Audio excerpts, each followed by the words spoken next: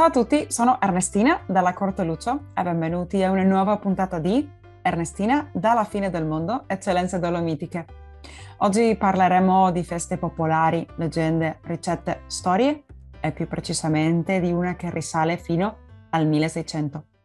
Questa celebrazione inizia tantissimi anni fa dopo una tristemente celebre peste e il voto di due famiglie che darà origine alla festa che racconteremo oggi in questa puntata speciale e che ha grande importanza storica per un bellissimo paese di montagna.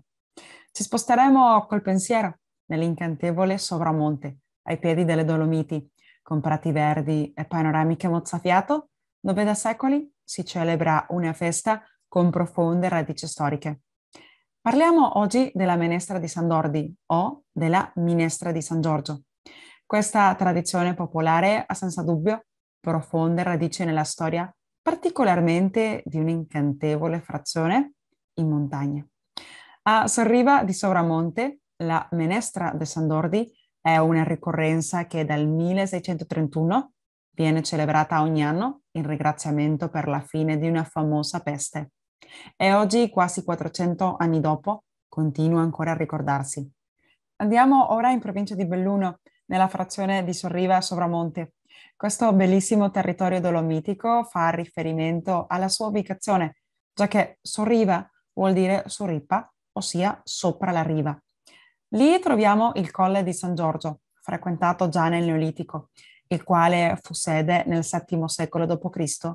di un presidio fortificato posto a guardia della strada per il Primiero. Alcuni studiosi indicano che ai suoi piedi sarebbe passata anche la via romana Claudia Augusta Altinate.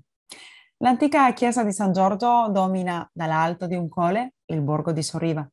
Qui sono state trovate tracce di antichi insediamenti che confermano la rilevanza strategica del posto. Tra i reperti sono stati rinvenuti anche alcuni frammenti di ceramica del VII-VIII secolo e sono state trovate le fondazioni di un'abside del X secolo, fatto che testimonia la presenza di una piccola cappella già in quel periodo. Nella verde campagna di Sorriva da secoli possiamo trovare diverse coltivazioni di cereali, legumi e patate. E questi ultimi saranno ingredienti importanti in questa tradizione che risale fino alla peste del 1631. In quell'anno la stessa epidemia raccontata da Manzoni nei Promessi Sposi era arrivata anche nella bella frazione di Sorriva, con tante vittime. Il paese fu messo in quarantena e circondato dalle guardie. Sfortunatamente nel paese morirono tutti, tranne due famiglie di pastori che erano in montagna con le pecore. Una volta tornati, seppellirono i morti fuori del paese e fecero un voto a San Giorgio, promettendo che se li avesse protetti dalla peste, avrebbero fatto una minestra di fagioli da offrire ai poveri del paese. Ancora oggi si rispetta questa particolare tradizione. Ogni anno, il 23 aprile, nella festa del Santo Patrono San Giorgio, viene celebrata la messa del voto, mentre si raccolgono casa in casa i fagioli. Questi vengono poi curati e cotti per la minestra che viene distribuita la domenica successiva alla festa del Santo. Nel rispetto del voto fatto, chiedendo la fine dell'epidemia di peste del 1631, la ricetta rimane da lì in poi la stessa. Per la festa di San Dordi, gli abitanti di Sorriva continuano con la tradizione di cuocere la minestra. Per ringraziare il santo per la fine della peste e del pericolo ogni anno, alcuni giovani di 3 famiglie di Sorriva portano a spalla fino alle case più lontane una grande marmita di rame per distribuire la minestra di San Dordi. Un ottimo minestrone con gli squisiti fagioli di Lamon. Si utilizzano quasi 100 kg di legumi che vengono raccolti, poi lavati, messi a bagno in vari mastelli, 2 per ogni pentola di rame o mandulia in dialetto. L'acqua non si butta, invece si usa per la cottura della minestra. I fagioli cotti vengono tritati e riversati in vasche di legno, nuovamente 2 per ogni pentola. Da questo momento il passato di fagioli va rimescolato più volte con grandi mestoli di legno, simili a dei remi, finché non diventa freddo.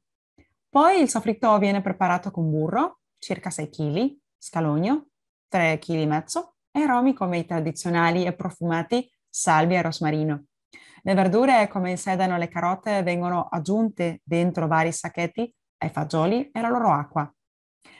Il parroco benedirà sia la minestra che il pane dopo la messa e poi, quando la processione partita da San Giorgio farà ritorno a Ponterra, inizierà la distribuzione a tutte le case del paese.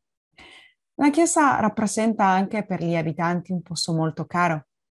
La chiesa di San Giorgio Martire a Sorriva di Sobramonte, San Dordi per i Sobramontini, è di origini antichissime. Infatti appare sul portale della chiesa una data che risale al 1506. La chiesa di San Giorgio è situata sopra il colle piramidale al centro della piana di Sorriva e che domina tutto il Sopramontino. Da lì abbiamo una panoramica stupenda di Sovramonte. In questa foto potete vedere la bellissima festa che si è portata avanti a Sorriva di Sovramonte, aprile 2022. Nuovamente la gente si è riunita per continuare con un'antica tradizione tramandata di generazione in generazione. Festa, allegria, sorrisi e amore per le radici sono stati anche gli ingredienti della minestra di San Dordi. Come potete vedere dalle foto, in queste antiche tradizioni che si portano avanti con tanto amore e cura, si intrecciano elementi della vita quotidiana, del patrimonio storico e naturale del territorio e dell'identità della gente. Grazie al lavoro della gente e che è orgogliosa delle proprie radici, quell'opera diventa una preziosa fonte di tradizioni e di saggezza. Ci consentono di conoscere la cultura dei paesi e della sua gente, come lo fanno queste feste, come la tradizionale e antica festa di San Dordi, che continua fino ai nostri giorni ad essere una festività molto cara per tutti i sopramontini. Allora, preghiamo per la protezione di San Giorgio e anche i nostri migliori auguri di buon onomastico a tutti quelli che portano il nome di Giorgio e Giorgia e tutte le varianti. Cari amici, oggi la nostra puntata finisce qui. Vi aspetto la prossima settimana.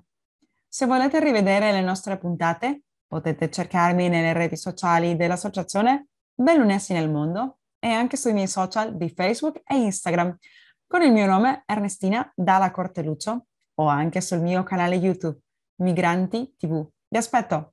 Intanto vi saluto da qui, dalla fine del mondo. Arrivederci amici e come dice il nostro motto, vicini e lontani, mai soli. Ringraziamo Ignazio Dalla Corteluccio per la musica e il montaggio e Patrizia Lucio alla regia.